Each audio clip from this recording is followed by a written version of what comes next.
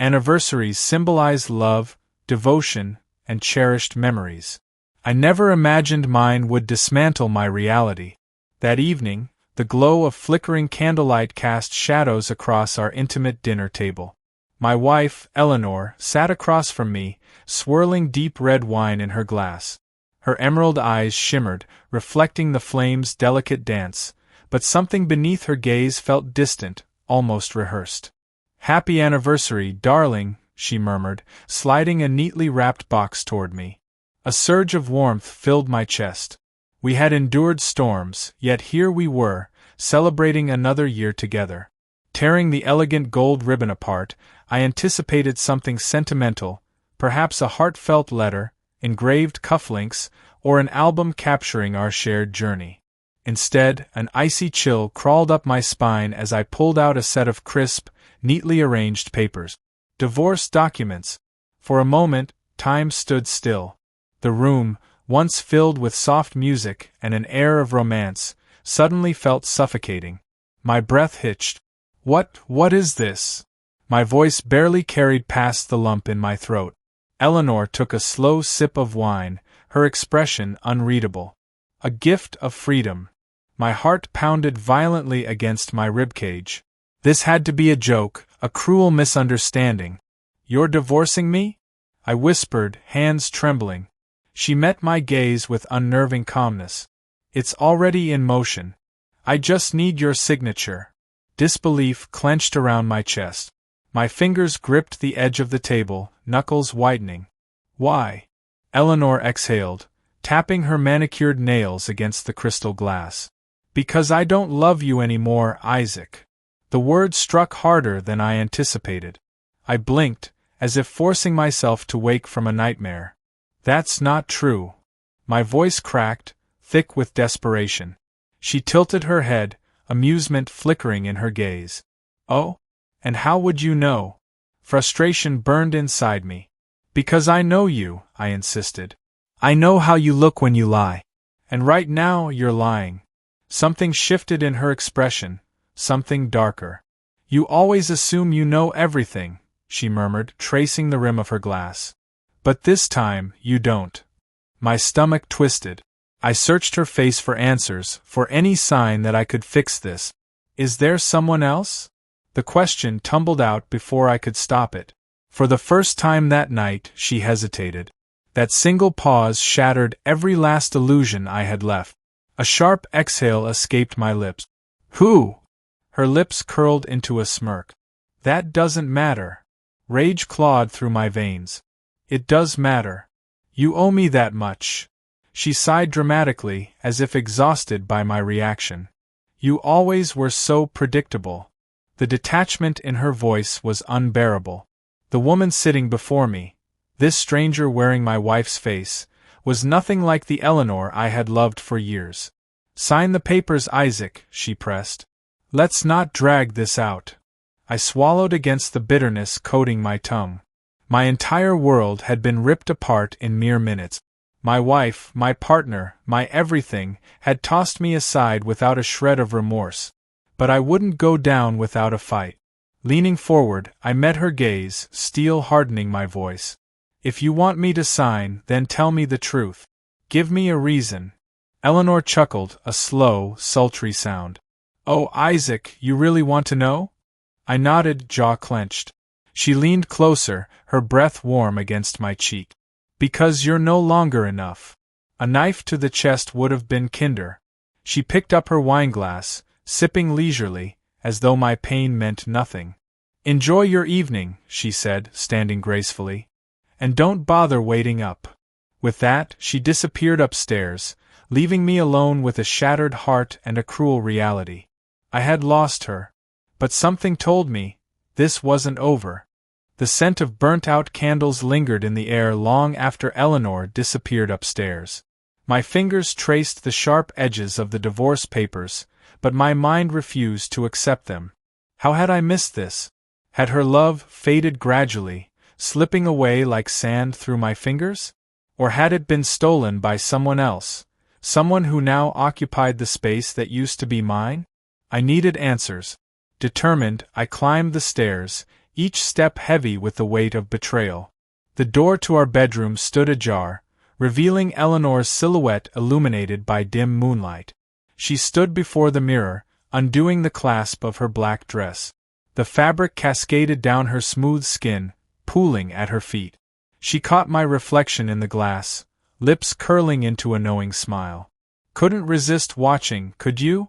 Anger simmered beneath my skin. Tell me the truth, Eleanor. She turned slowly, draping a silk robe over her shoulders. The truth. She tilted her head, feigning innocence. You already know it. I clenched my fist. Say it. She walked toward me, eyes glinting with amusement. Why? So you can pretend it changes anything. My stomach twisted. Who is he? Eleanor sighed as if my persistence bored her. Why does it matter? I stepped forward, closing the distance between us. Because I deserve to know who destroyed my marriage. She let out a soft laugh, fingers toying with the belt of her robe. Oh, Isaac, she murmured, our marriage was already broken. I shook my head. No. You broke it. Her gaze darkened.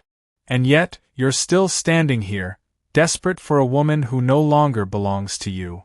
My jaw tightened. You're cruel. She smirked. You used to love that about me. I swallowed against the bitter taste of regret. I never thought you were capable of this. She lifted a delicate shoulder. Then you never really knew me. The realization cut deep. The Eleanor I married had vanished, replaced by a woman who thrived on secrecy and seduction. I exhaled sharply, forcing composure. Did you ever love me? Her expression flickered, just for a second. Then, she leaned in, her lips hovering near my ear. Once, she whispered. But love fades, doesn't it? I turned away, disgust twisting inside me. You want me to sign the papers? Fine. But first, I want to know his name. Silence stretched between us. Then, with a slow smile, she uttered a name that shattered me entirely. Daniel. The air was sucked from my lungs. I stumbled back as though struck. Daniel. I echoed, disbelieving. She licked her lips. Your best friend always did envy you. Rage, thick and suffocating, surged through me. The betrayal cut deeper than anything Eleanor had done before. Not only had she destroyed our marriage, she had done it with the one person I trusted most. You're lying, I growled. Eleanor's laughter was soft, almost pitying. Am I? I hated the way she looked at me, like I was nothing more than a pawn in her twisted game. Without another word, I stormed out, fury burning in my veins. Eleanor had betrayed me. Daniel had betrayed me. And I would make them regret it. I stormed out of the house, my mind a battlefield of rage and disbelief. The cold night air did little to cool the fire coursing through my veins. Daniel. My best friend. The man I had trusted with everything. The man who stood beside me on my wedding day, raising a glass to our future. The man who had, all along, been sleeping with my wife. I gritted my teeth and pulled out my phone, my fingers trembling with adrenaline. I scrolled through my contacts and found his name. My thumb hovered over the call button, but then a new thought struck me. Confronting him through the phone wasn't enough. I needed to see him. I needed to look him in the eye when I asked him how long he'd been stabbing me in the back. Within minutes, I was behind the wheel, gripping the steering wheel so tightly my knuckles turned white. Daniel's house was across town, in an upscale neighborhood that screamed luxury, a lifestyle I had unknowingly helped fund. I had always been generous, lending him money when he struggled, helping him land clients for his failing business. And this was how he repaid me? I pulled up to his driveway, my heart a drumbeat of fury. The house was dark except for a faint glow coming from the upstairs bedroom. My stomach churned at the realization. Eleanor was probably inside. I clenched my jaw and marched toward the front door. My fist crashed against the wood. No answer. I knocked again, harder this time. My chest heaved with the force of my breathing. After a moment, the porch light flickered on. The door creaked open, and there he was, Daniel. His hair was disheveled, his shirt hastily thrown on. He rubbed his eyes, feigning confusion. Isaac. His voice held an edge of surprise, but I saw it, the flicker of guilt in his expression. I didn't wait. My fist connected with his jaw before I even realized I had thrown the punch. Daniel stumbled back, groaning as he clutched his face. "What the hell, man?" he spat, glaring at me. "Don't play dumb," I seethed. "How long?" His brows furrowed. "How long what?" I grabbed him by the collar, shoving him against the wall. "How long have you been screwing my wife?" My voice was raw, edged with fury. His silence spoke volumes. His gaze darted away, shame creeping into his features. I let go of him, disgusted. "You were my best friend, Daniel." He exhaled sharply, running a hand through his hair. "I never meant for it to happen." I let out a hollow laugh. "Oh, that makes it better? You, accidentally, fell into my wife's bed." His jaw tightened. "It wasn't like that." "Then what was it like?" I demanded. "Tell me. I want to hear you justify betraying me." He sighed, rubbing his temples. "Look, Eleanor came to me. She was unhappy." I let out a bitter laugh. "Of course. And you, being the loyal friend, just had to comfort her, right?" Daniel had the audacity to look pained. "It wasn't just sex, Isaac. We fell in love." Something inside me snapped. The rage that had been simmering beneath my skin exploded. My fist collided with his stomach, and he doubled over, gasping. "You don't get to say that," I growled. Daniel coughed, straightening with difficulty. "I'm sorry," he muttered. I shook my head, my hands trembling. "No, you're not. If you were sorry, you wouldn't have done it in the first place." His gaze faltered. "I didn't want to hurt you." I clenched my jaw.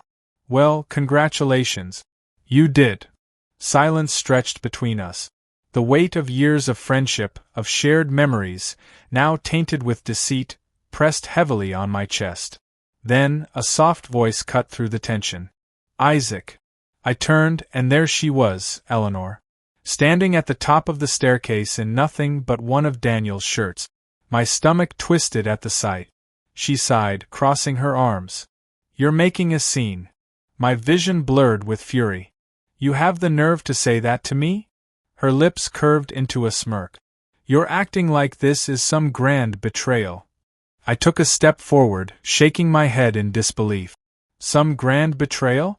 You were my wife, Eleanor. I loved you. I built a life with you." She shrugged. "And I outgrew it." Something inside me shattered at her words. Daniel stepped between us. "Isaac, maybe you should leave." I let out a bitter laugh. "Oh, now you want me gone? You've already taken everything from me. What's left?" Eleanor tilted her head. "You're still holding on to the past, Isaac. Move on. Like I did."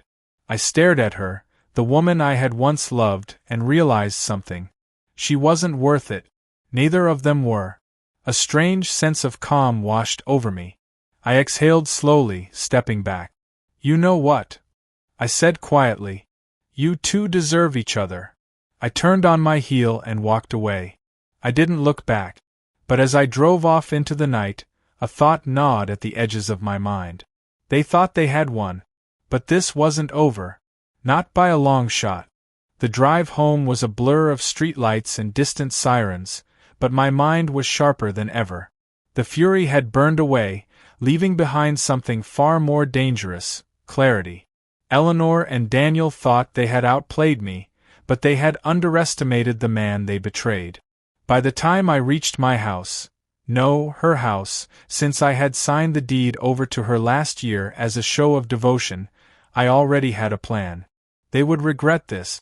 Not in a fit of rage, not with fists or screams, but with something far more satisfying: consequences. I poured myself a drink and sat in the dim glow of the kitchen light. My hands didn't shake. My pulse was steady. I opened my laptop and got to work. Step 1. Financial ruin. Eleanor always enjoyed living lavishly. Expensive jewelry, luxury spa days, designer clothes. What she never paid attention to were the bills. The mortgage, the credit cards, the accounts we shared. I, on the other hand, had always been meticulous. With a few clicks, I revoked her access to our joint account. Then, I transferred everything, every last cent, to my personal one. Her credit cards? Cancelled. The utilities? Scheduled for disconnection. The house? Still in her name, but the property taxes? She had never bothered to pay attention to those. I smiled as I set up an automatic notification. Within 2 months, the house would default unless she came up with the money. Let's see how long she enjoyed her freedom when she couldn't afford running water. Step 2. Daniel's fall. Daniel prided himself on his business, a small marketing firm he barely kept afloat. What he didn't know was that half his clients had come from me. I had referred them, vouched for him. Without my influence, they'd take their business elsewhere. A few well-placed phone calls and emails later, contracts were terminated. Deals fell through. By morning, his company would be bleeding. And since I had once helped him set up his accounts, I knew something he didn't. His business loans had personal guarantees. When he inevitably defaulted, it wouldn't be his company that suffered. It would be him. Step 3. The final blow. Eleanor and Daniel wanted a fresh start? I'd give them one. I dug deeper, looking for the one thing that could shatter their perfect illusion. It didn't take long. In the depths of my email archives, I found Eleanor's biggest secret. 2 years ago, she had committed tax fraud. She had inflated deductions, fabricated expenses, all in my name. She must have assumed I'd never notice, that I'd keep trusting her. But I had kept everything, the records, the emails, the false reports. By the time I was done compiling the evidence, I had everything needed to bury her. I scheduled an anonymous email to the IRS, attaching all the proof. With a satisfied sigh, I closed my laptop. It was done. The aftermath. The next morning, I sat at a cafe, sipping my coffee, watching as my world burned down theirs. Eleanor called first, 5 times. I let it go to voicemail. Then came Daniel's desperate messages. Isaac, what the hell did you do? My clients are pulling out. What's going on? I smirked, taking another sip. Oh, Daniel. You wanted my wife? Take her. You wanted my life? Enjoy the ruins. An hour later, I got the call I had been waiting for, an unknown number. I answered casually. Hello? This is Agent Cooper with the IRS.